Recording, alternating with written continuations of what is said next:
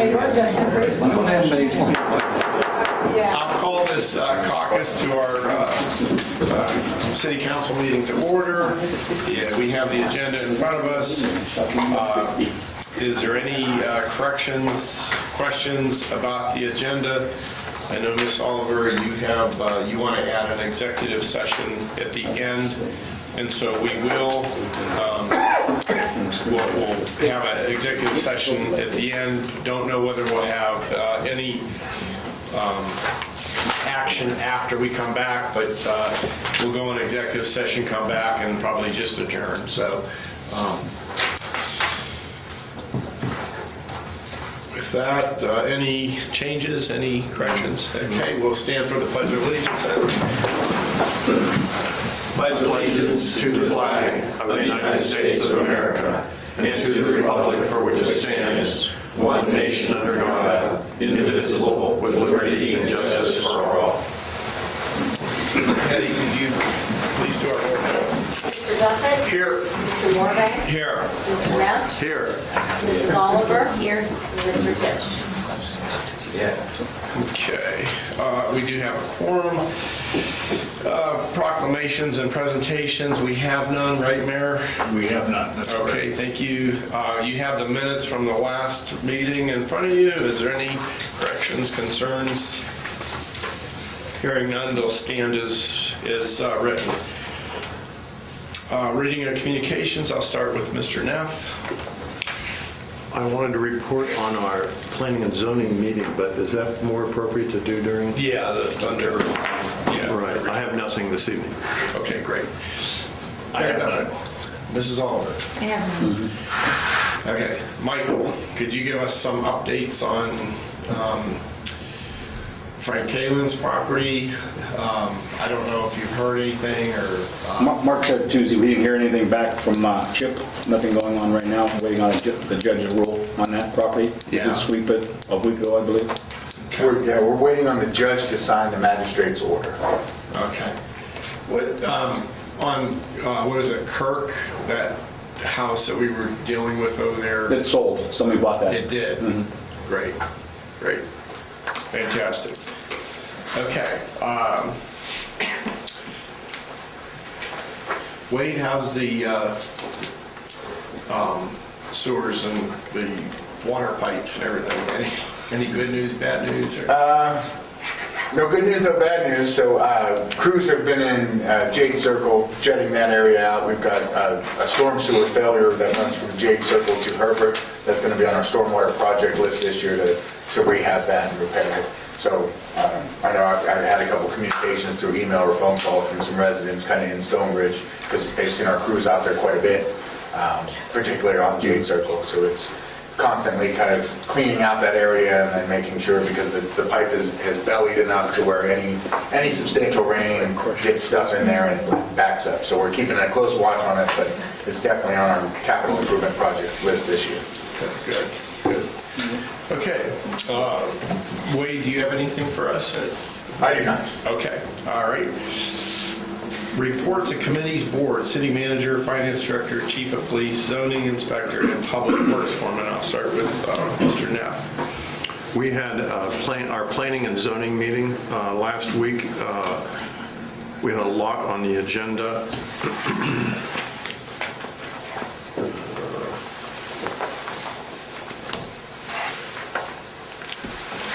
I want to, of course, I made notes to report to everyone and don't have it in front of me. It's weird. I can come back. Yeah, could you come back Yeah. to me? Thank you very much. Mayor Duffett? I have none. Mrs. Oliver? I have none.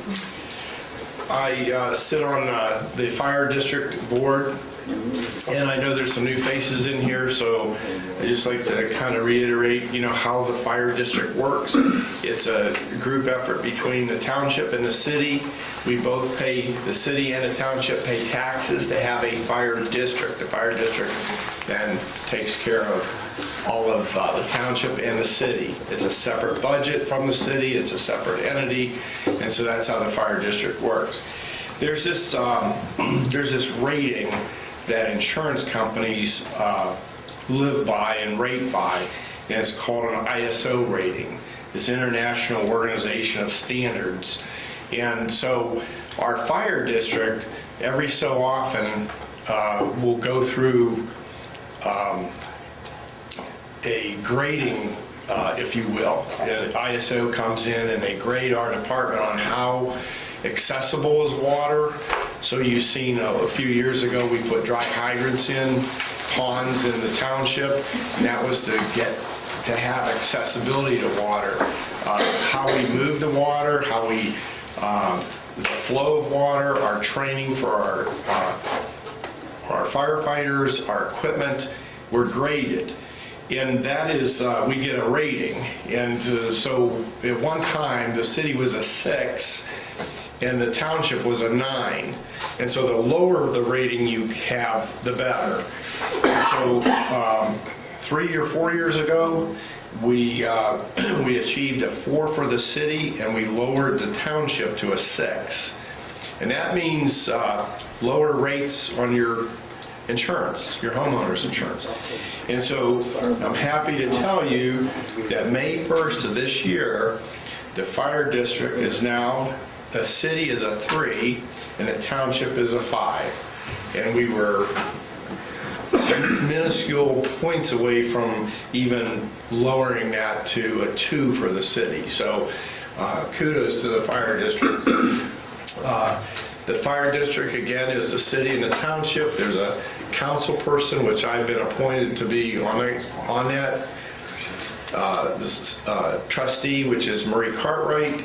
We have a citizen from Canfield City and a citizen from Canfield Township, and then those 4 choose an at-large. And so that's and then the fire district is run by this fire district board. So that's the fire district, and again, kudos to them lowering our ISO rating, so that's all good for the city and the township. Ms. Christine Clayton, Finance Director. On the agenda tonight, we have an ordinance for a credit card policy. That's for the credit cards being used by city employees. The state auditors recommended passage of House Bill 312. It's called Amendments to Regulate the Usage of Credit and Debit Cards, and there were very specific requirements that we had to have in the policy to be in compliance. I completed the Equitable Sharing Agreement and certification today with the Department of Justice. It's a form that's online that I have to do every year by February 28th in order to receive funds that are part of the DEA that we can use for police activities. And Wade and I met with a Canfield High School senior yesterday. He's going to do a 15-hour internship with the finance department starting next week. All right. Nice. Christine, on our ordinance on that this evening, the exhibits, I thought there was one that we were supposed to list all the cards that we had and who had them, and I didn't see that in our packet, but I don't know. It's in the, it's not the cards that we have. We have to list who is eligible to have one. And that is, the requirements for the fire district, townships, and cities were all different. Okay. I saw the one Right. for fire. Yeah, yeah, they were, number 11 is credit card authorized users. Gotcha. Thank you. Thank you. And zoning, Mr. Cook. For the month of February, we issued 4 permits for a total valuation of $160,700. We also issued 2 sign permits, one for Curbside Express, which is up and running down at Giant Eagle, so they'll have signage up soon.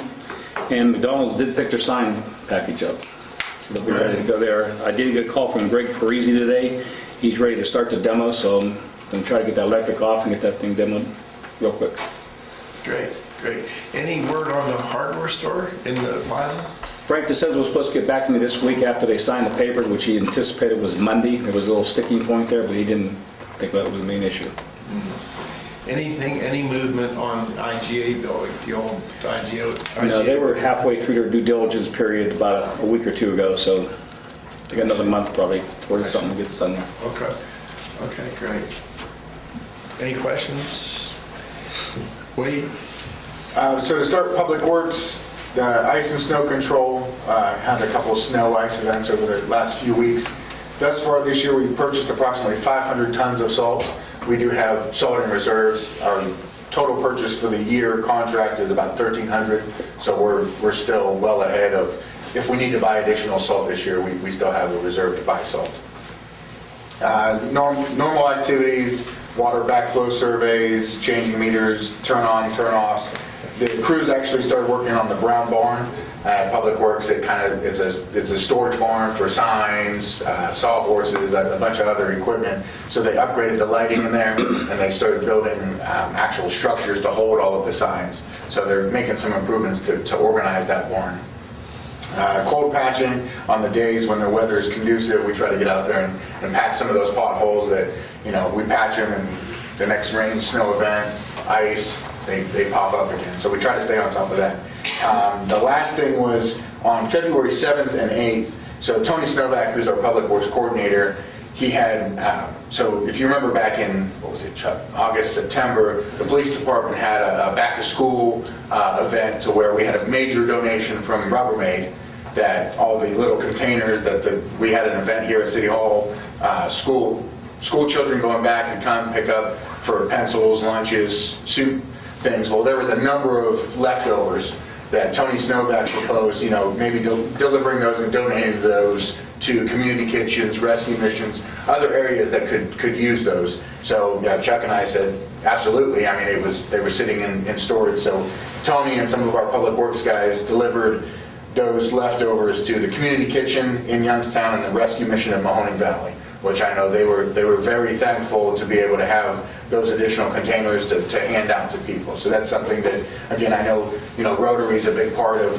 this community as well as other service organizations. So as much as we can from the city standpoint, helping others, not just necessarily those within the city, we try to do that. So that was something that Tony came up with, and I thought it just really showed kind of that at every level of Canfield, whether you're a Public Works Coordinator or City Manager or Finance Director, there's that intuitive, caring for the community.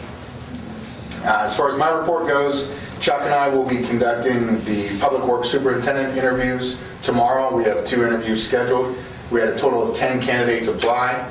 We're going to start with the top 2, and then I think we've got a second tier of additional 2 that, depending on how those interviews go, and then kind of take it from there as far as filling that position. As Christine mentioned, we have the Canfield High School intern that's going to be joining us for 5 weeks. And just a reminder to council, next Thursday on February 28th at 5:30 here at Council Chambers, we have our budget work session. So Christine and I are meeting tomorrow to kind of go through the department requests, kind of pre-review those to see what either can or cannot be funded either through the normal budget or maybe potentially delay some of those requests till next year. And then we will present to council the full list with our recommended kind of changes, if any, come through. So we'll have that on the 28th, with hopeful that we can get a budget adopted at the first meeting in March. If not, we can always do it at the second meeting in March. We have till March 31st from the Ohio Revised Code to adopt that budget. We're still waiting to hear back from the Fire District's attorney and Chief Hutchinson to sit down and finalize those 2 agreements, the dispatch services and lease agreement. We're going on almost a year now and talking about those agreements, so we're just patiently waiting as much as we can to sit down with those guys and finalize those things. Our Comprehensive Plan RFQ Committee will meet next Tuesday on the 26th at 5 o'clock in order to discuss our rankings and recommendations to council. So there was a total of 4 firms that we interviewed or had presentations brought before the RFQ committee.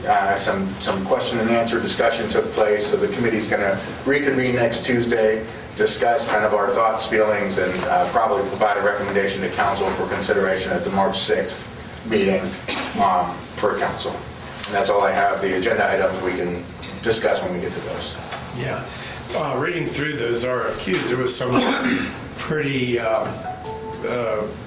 cool stuff. I mean, a lot of these places had some insight already, to some great ideas, so. Yeah, I think across the board, the presentations were all outstanding, and all of them had some really good insights. So I think, we'll end up with a quality deliverable from whatever firm ultimately we select. I think so too.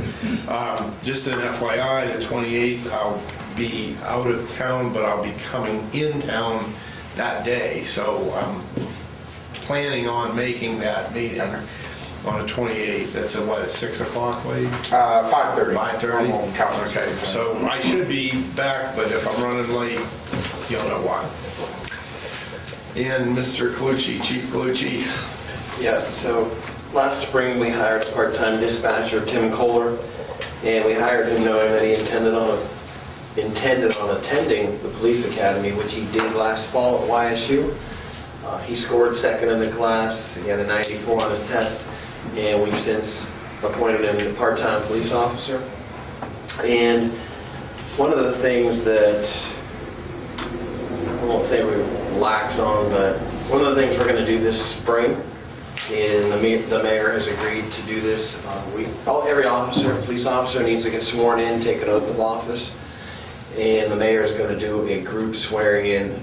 We haven't had the opportunity to get everybody together with their families, the community, so we'll have all of our new people over the last several years that we've hired. We'll do a little meet and greet, and then probably hopefully do some media coverage, Facebook coverage, get people to know who they are, because I consistently hear I don't recognize any of your police officers anymore. And that's accurate. They're new. There's a lot of new. So I'm excited to introduce them to you, and certainly look forward to Tim and his future and his career and his commitment to our community. Tim graduated from Western Reserve High School. So, Great. that's it. Great. And then, Wade, you might want to comment on our new site. Yes, so our new Canfield.gov website launched on February 2nd. It essentially was the redesign, so a lot of the content from our site was dumped into the new site. It was the redesign that we were most concerned with. We're currently adding more content, more functionality and features. So I believe we're going to add a kind of a public comment for them to say, recommendations for the website. We've already had a few from residents. Overall, the response has been positive, but again, small tweaks, putting things in certain places that are as user-friendly as possible. And the way we see websites not necessarily is the way the public sees them and how things should be organized. So I'm excited. We've met with them yesterday to kind of go over some of those additional tweaks. So it's an ongoing process of constantly tweaking the website, adding content and functionality.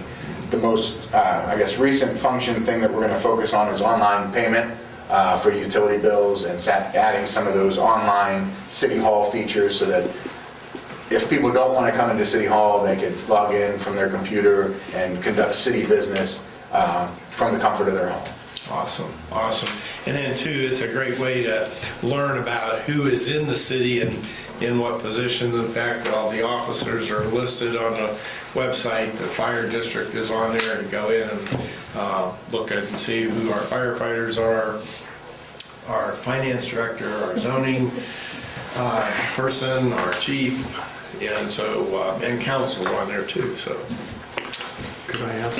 Yeah. Wait, I assume that all the emails are now redirected to our new emails, Yes. and that will be in effect until some point in time when?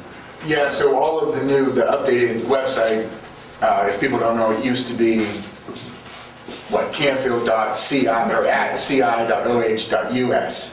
Now it's just at Canfield.gov. So it makes it simpler. All email addresses have been updated to, wcalhoun@Canfield.gov. The old email addresses will still redirect to the new ones. As you mentioned, I believe we talked to Dom and Steve with IT. We can leave those as long as needed. So we're potentially 3 years just to really get through that cycle to where we make sure that if somebody sends an email to either one of the email addresses, we are getting those emails. There's no harm in leaving them open 3-5 years, other than the fact that we've got 2 email addresses potentially floating out there. But at a point in time, we'll shut down that old email and it will give that error message of an incorrect email. Okay, so at this time, we would like questions from residents, but it has to pertain to exactly these board reports that you just heard. So if somebody has a question or concern, please come to the podium, Frank, state your name and address, although we know who you are, but for the record. Been here once or twice. Yes, sir. Don't forget, you got to come back to me for planning and zoning. Oh, okay, I will, thanks for reminding me. Good evening, Frank McKee, 220 Glenview. In regard to the credit cards that we're looking at, there's potential for abuse in these credit cards. I guess my question is, are they going to be billed individually by credit card, or is it going to be one billing, and who's going to monitor the expenditures? Me? Which we already do, Frank. We currently have a credit card policy in place. This is not something new. These are amendments to our current policy to comply with House Bill 312. Correct. So currently we have that exact system in place. Every individual user has a credit card that comes individually billed with the detailed charges that's reconciled by Kristen Hanselman, my apologies, who's the Deputy Finance Director, reviewed by Christie. So all of those internal controls are currently in place. So we have pretty good controls. Yes. Okay. It just drills down a little bit and identifies We the people. just have it all specified in a policy. We've been doing everything that's in there already. It just has to be written down. She's doing a usual good job. Yeah. She gets an A every year. She doesn't win 8 state auditor awards. Catherine, 9570. The last meeting they mentioned that when you press on finance, it comes up as an error, like it doesn't open up the different check registers and the budget and all that. That's on mine. So when we are making edits to the site, take that particular page offline. So if we're editing the site, adding check registers, adding content, and a consumer clicks on it, it will give you that 404 error message. So is that like daily? Because I was assuming you write checks daily then, right? Oh, but I only post that at the end of the month after the bank reconciliation's done. Okay. And the other thing was the audit. I went in to look and to try to find it under the Ohio State, and it could be so much more simpler, like you said, maybe a button or even upload it as a PDF file so that the yearly audit, kind of like run as a corporation, just that probably should be on the website as well under the finance part. Thank you. Thanks, Catherine. I'm going to circle back around because I missed Mr. Neff's committee report, so Mr. Neff. Yeah, quickly, we had 5 different items in planning and zoning that we touched on. 2 of them are coming up on the agenda tonight, the replat of lots between Fairview Avenue and Hood Drive. So we'll be addressing that. The second item was the Canfield High School has applied to zoning and through Mike to put in an LED display at the high school. So they are asking for some variances on 4 different items. Our zoning right now says that the LED displays can only be one color, or like red on black or blue on black, and they're asking to have different background colors. Also, our statute says that the LED sign cannot change except every 24 hours. And they want it to change more often to that so they can post multiple messages. And there's a few other things. It's supposed to turn off at night when the business is closed, so that would mean that when school is closed, the sign would have to go off, and I think they want to run it while people are still going by the school so that information is available. And they also want an adjustment on the size of the sign. Right now, our sign ordinance asks for 50 square feet per side, so I believe that's right. Is that right, Mike? Yeah, they're allowed 100 square feet per side. They had an adjustment back in 12 or 10 for the adjustment for size. The digital size is 55% of the signs. It's only allowed to be 25%. Right, so they're asking for adjustment to a little bit more than double the size that's allowed. So And that hearing is set for March 14th. It's before council if people would like to attend and hear what's going on there. Millennial Moments, that's going to be voted on tonight. We did have a vote to Town Center Associates that did our Village Green assessment. We thought that with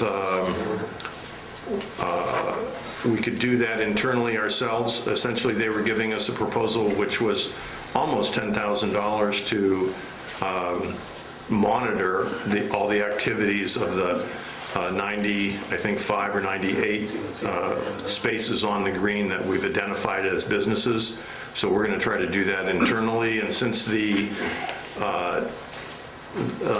Town Center Associates may be readdressed after a year, but since we've got the RFQ right now, we're picking a new company to do a comprehensive plan. That might very well, some of the things might be redundant. So we'd like to save some money there and see how our comprehensive plan works out.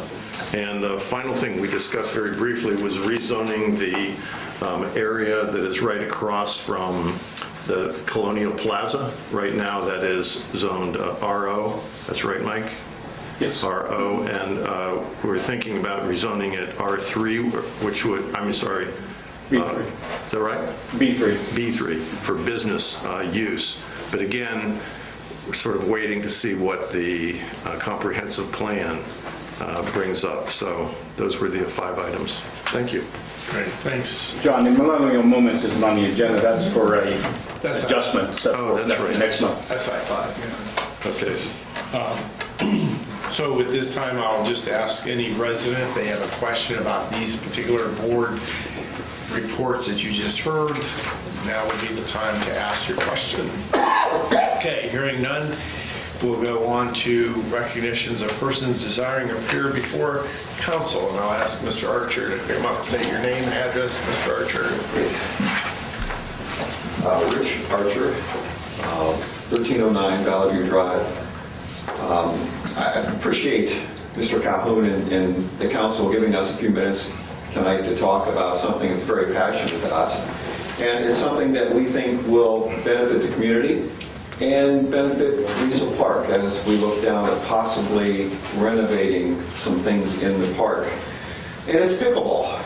It's pickleball. It's pickleball on my shirt. We've got some things that we'll show you about pickleball, but just a few minutes I want to talk about pickleball and what it is and how it came to be. And it really was invented, developed in 1965 off an island off of Washington State. The family was gathering, trying to find something unique to do, and they found a wiffle ball, and they found some paddles, and they decided this was a pretty good game. Unfortunately, their dog, named Pickles, grabbed the ball and chased it and wouldn't give it back to him. So they battled that, and that's really how the name came to be pickleball. The family decided that was an appropriate name since their dog's name was Pickles. It really is the fastest growing sport in the nation and in the world. I play with a group out of North Canton, and they went to Taiwan last year and took down pickleball nets, pickleball paddles, pickleball balls, and a report from them just about a month and a half ago said it's taken off like crazy. So it's not just in the United States, it's throughout the world. Pickleball is growing. You know, I teach classes at the Y on Thursday, Boardman Y on Thursday mornings, and we just got done with a 12-week session, and we're graduating that 12-week group, and we're calling now the intermediate beginners. And just last week we started a new group of brand new pickleball people interested. You know, with those two groups, we have over 35 people that are brand new to the sport of pickleball. We have 75 people who have already been involved at the YMCA in the game of pickleball. If you would have been there today, we have what we call a ladder league, and it's kind of a way to get people to play against people who are close to their abilities. And I think you would have seen some neat stuff there in the gymnasium. But pickleball is a game that's played, a sport that's played on a 20 by 44 court. And the net is about 36 inches high at the ends and 34 inches in the middle. And it uses a wiffle ball. Jason, you want to show them the wiffle ball and the paddle? Brought some sample there. It uses a wiffle ball, and it uses a composite type of paddle. And those things are very, very inexpensive. You know, the paddle runs right around $25 to $50, and the balls are a couple dollars a piece. So the equipment to get started is very inexpensive, very inexpensive. And you can see on the sheet that I've given you there, the sport really is for all ages, all ages. You know, if you look at the breakdown, you can see pretty much the breakdown of the people who are participating in the sport now. You know, what I thought was interesting is the last two age groups, 55 to 64 and 65 to 38. I look at the demographics on age here in Canfield. Those two areas are the largest percent of people that live in this community. What a great game to get them involved with, to get them out of the house on a nice sunny day into a beautiful park and get some physical education. It's a perfect match. It's a perfect match to play this game. And pickleball really is a social activity. If you'd have seen us today, there were, there were 3 courts going. There were 12 people on the court, and there would have been 15 or so others sitting on the bench talking, having a good time. I probably have met over 200 people in my 3 years of playing pickleball that I call my friends, because it is a social sport. You know, the court is small. It gives the players a chance to bond, the friends and family to bond, and be able to put in a really good workout, a fun workout. And I think that's what we have all enjoyed. And gosh, it's addictive. It really is addictive once you start playing. The low cost, I talked about low cost of the equipment. You saw that.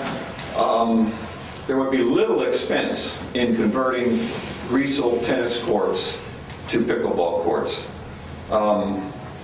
You know, there is some work that needs to be done over there to get those tennis courts in shape. But as you look at the map on the second page, if you look at the black solid lines, that's where the tennis court nets are right now.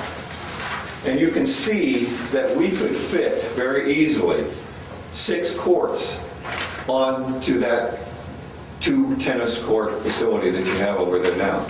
You know, and tennis, I used to play tennis all the time. I haven't played tennis in a long time. Not many people play tennis anymore. The high school has beautiful courts down there. So it's not like you would be taking something away from people in this community where they would have no opportunity to play. But I think you would see, if we could build 6 state-of-the-art pickleball courts there, you would have a state-of-the-art pickleball facility that really is fitting to be in the city of Canfield. It really would be. The Pickleball Association, U.S. Pickleball Association, does give some grants to communities who are developing pickleball courts. One of my favorite quotes is, "Pickleball is a sweet sport with a sour name." It really is.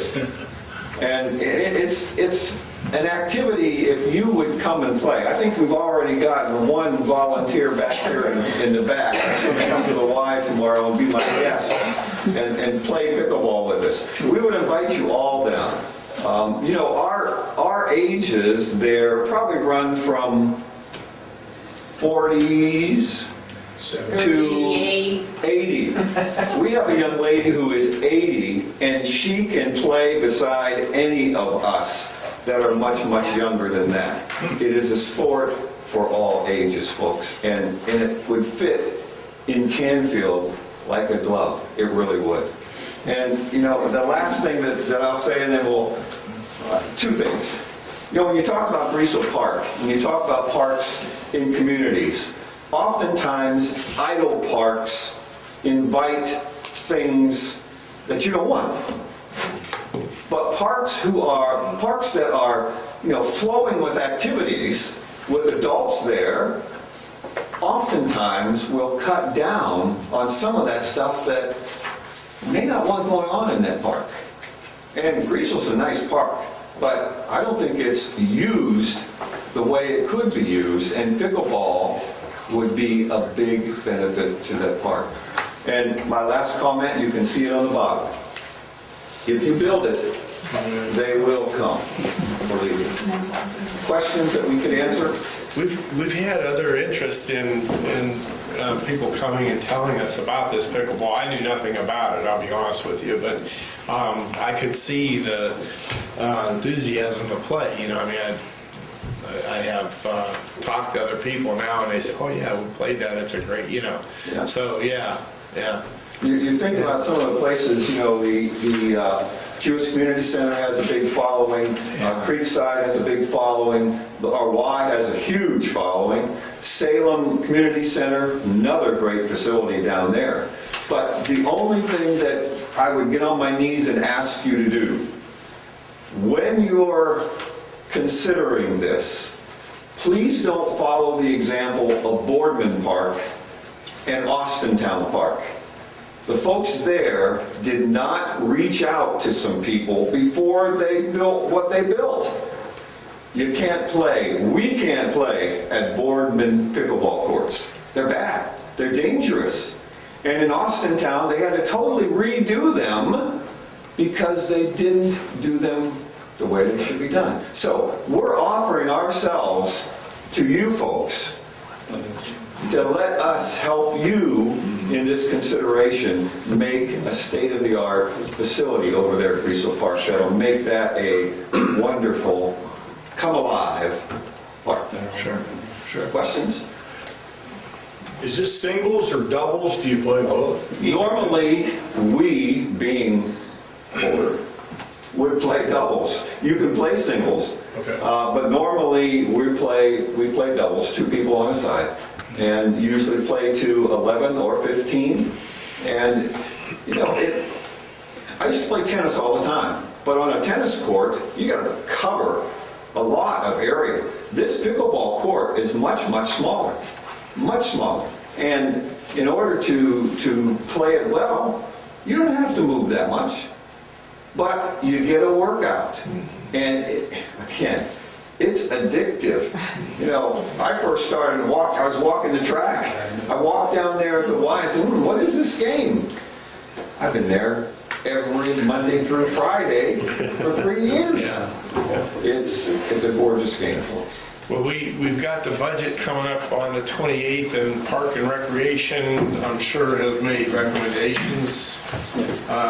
So I have to thank Mr. Archer and his group. They gave a similar presentation to the Parks and Rec Board earlier this month and provided us with the information on constructing, making sure that the parameters are met, and Parks and Rec is actually putting that pickleball conversion as part of what their 2019 budget request. So council will see that next week at the budget work session. There you go. Again, if you need more information, we'd be glad. I know that Wade has my number and email, and also for Lisa.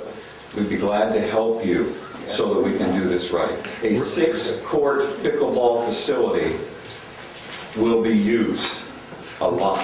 Rich, you mentioned in that Parks and Rec meeting that nobody has like a 6-court, that Canfield would have this moniker of having the best pickleball in the area. Is that right? You would have the best pickleball courts in the area, fitting of Canfield City. And the only one that has 6 courts would be Bolindale, which is just a little place, Bolindale Park, up by the mall, up by Weathersfield? Isn't it? No, it's in Niles, right? It's, you gotta go past the library and... And they did the same thing. Okay. They had 2 courts that were not being used. That's a very nice facility. This would equal or be better. And again, no one has it in this area. No one.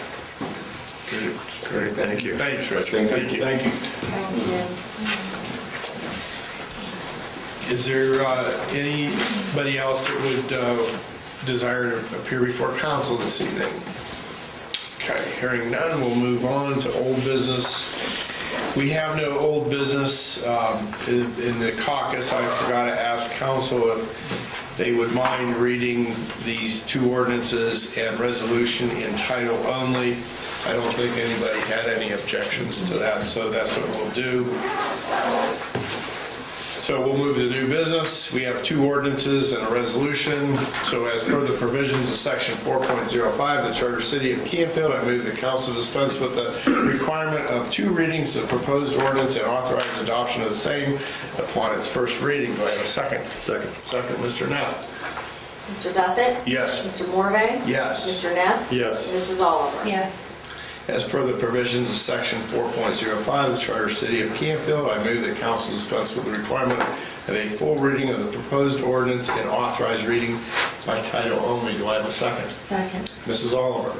Mr. Duffett? Yes. Mr. Morvay? Yes. Mr. Neff? Yes. Mrs. Oliver? Yes.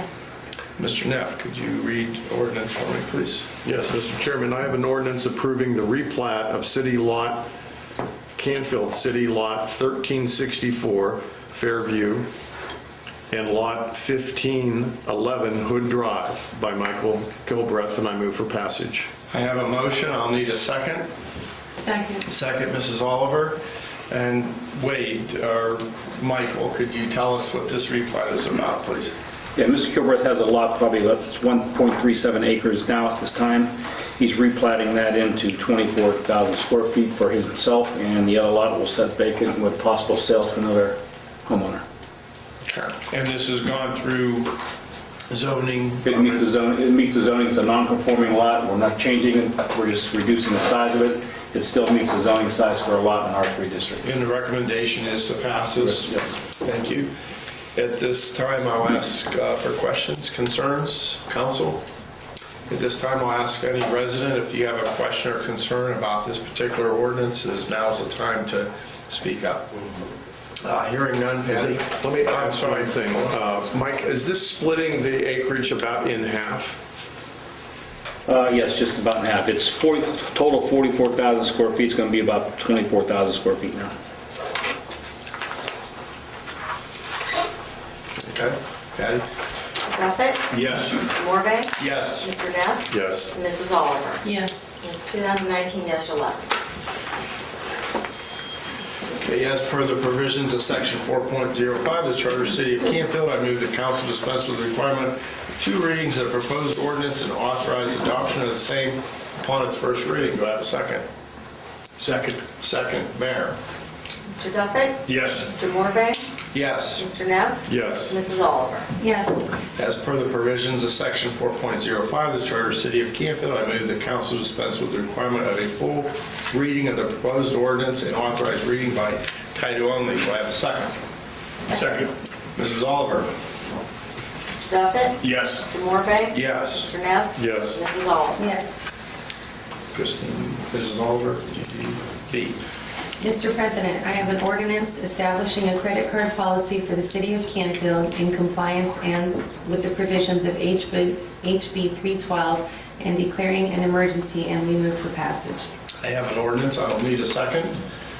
Second. Second, Mr. Neff. And discussion.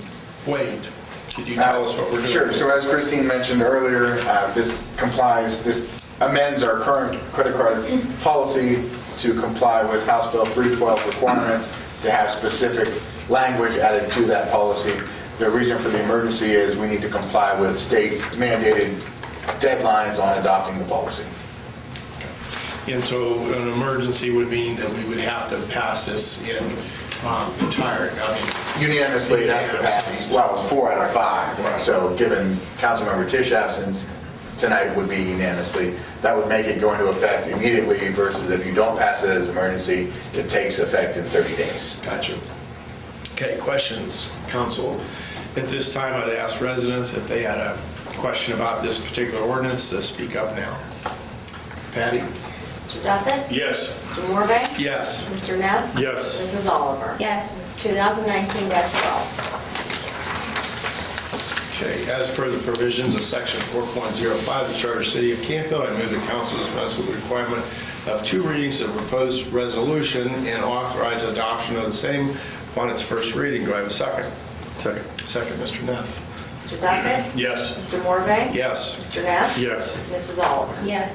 As per the provisions of Section 4.05 Charter of the City of Canfield, I move the council dispense with the requirement of full reading of the proposed resolution and authorize reading by title only. Do I have a second? Second. Second, Mrs. Oliver. Mr. Duffett? Yes. Mr. Morvay? Yes. Mr. Neff? Yes. Mrs. Oliver? Yes. Mayor Duffett, could you do C? Sure. Mr. President, I have a resolution authorizing the city manager of the city of Canfield to submit a grant application and to execute all agreements relative to the Eastgate Regional Council of Governments for funding through the fiscal year 2020 planning grant for the Canfield Loop Bikeway Plan and declaring an emergency. I move for passage. I have a motion. I'll need a second. Second, Mr. Neff. Discussion. Wade, could you tell us what we're doing here?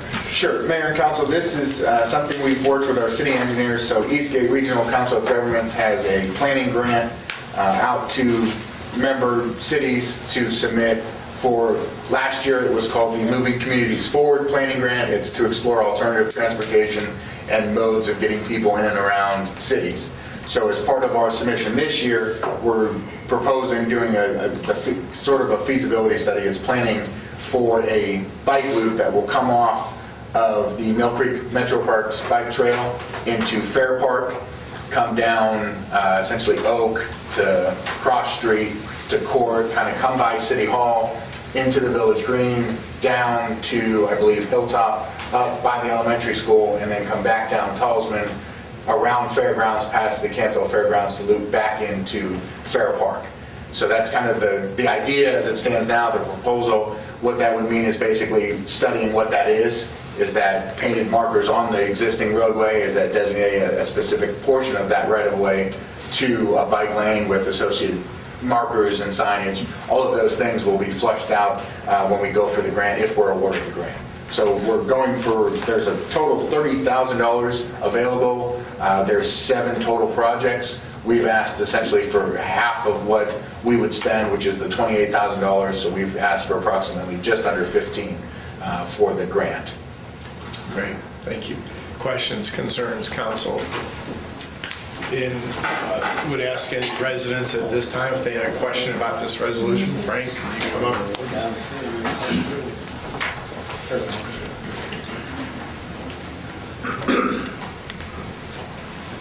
Right, McHugh, 220 Glenview. This grant weighs, you mentioned about $28,000 we would be asking for? No, the study will cost $28,000. We're asking just under $15,000, so it's like $14,999. Okay. What financial obligations does the city have in addition to this? Do we have any estimate how much it's going to cost the city? For the bike loop itself, we don't have that yet. That's what the study will provide. Okay. So it may end up costing the city some bucks out of our general fund. For the planning grant? No, for the grant will cover the study. Half of the study. Half the study. And we cover the other half? Yes. And then to implement this, who would pay for the implementation? The city of Canfield. City? Okay. We don't know what that is at this point. No, we don't. Oh, thank you. Thank you, Frank. Okay, any other questions or concerns about this resolution? Hearing none. Mr. Duffett? Yes. Mr. Morvay? Yes. Mr. Neff? Yes. Mrs. Oliver? Yes. 2019-3. Thank you, Patty. So at this time, I believe we're going to go into executive session again. I don't know that we'll have any actions when we come out. We probably won't, so we'll just adjourn. But you're welcome to stick around outside until we come back if you'd like. But and then, yes, Mrs. Oliver, could you do our motion, please? Mr. President, I have a motion to consider to go into executive session to consider the employment and compensation of a public official in accordance with Ohio Revised Code Section 121.22G1. Only move for passage. I have a motion. I need a second. Second, Mayor. Mr. Duffett? Yes. Mr. Morvay? Yes. Mr. Neff? Yes. Mrs. Oliver? 6:20, Patty? Yep. Okay, thank you. Quick question. Yeah.